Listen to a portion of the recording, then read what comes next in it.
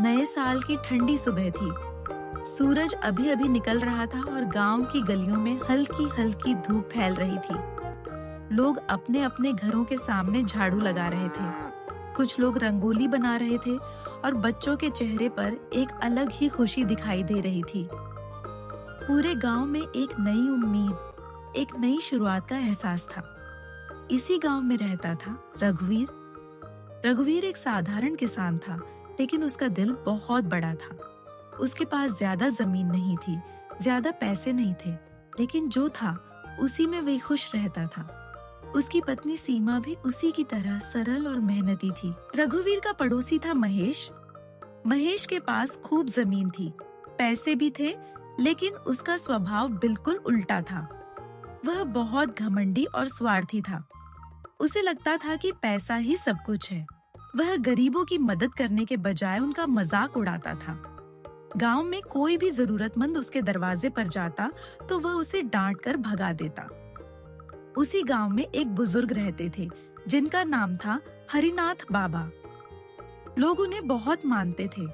बाबा ज्यादा बोलते नहीं थे, लेकिन जब भी बोलते उनकी बातें सीधे दिल को छू जाती थीं। लोग कहते थे कि बाबा ने जिंदगी बहुत देखी है, इसलिए उन्हें हर बात की गहरी समझ है।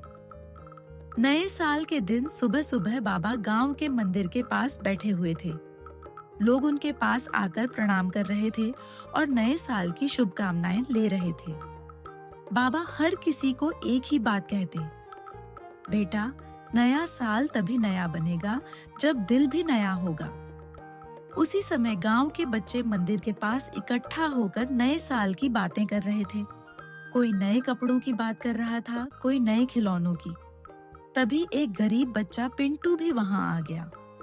उसके कपड़े पुराने थे, लेकिन उसकी आंखों में चमक थी। उसने बड़े उत्साह से कहा, इस साल मैं खूब पढ़ूंगा और बड़ा आदमी बनूंगा। कुछ बच्चे हंस पड़े। एक बच्चे ने कहा, अरे अरे, तू गरीब है, तू क्या बड़ा आदमी बनेगा? पिंटू थोड़ा उदास हो गया, लेकिन उसने कुछ कहा नहीं। यह सब हरिनाथ बाबा देख रहे थे।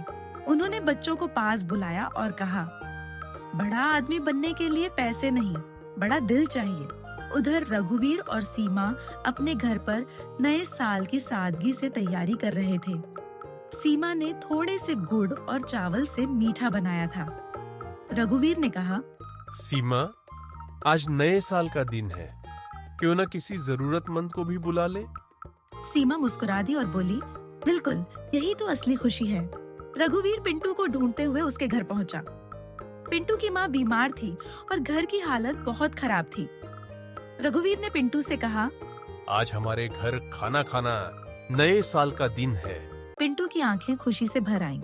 दूसरी तरफ महेश अपने बड़े से घर में नए साल की तैयारी कर रहा था। उसने शहर से महंगे पकवान मंगवाए थे, शराब की बोतलें थीं और दोस्तों को पार्टी के लिए बुलाया था। उसके लिए नए साल का मतलब सिर्फ दिखावा था। होते होते गांव में हल्की रोशनी फैल गई। रघुवीर के घर पर साधारण लेकिन खुशियों भरा माहौल था। पिंटू और उसकी माँ भी वहां थे। सबने मिलकर खाना खाया, हंसे, बातें की।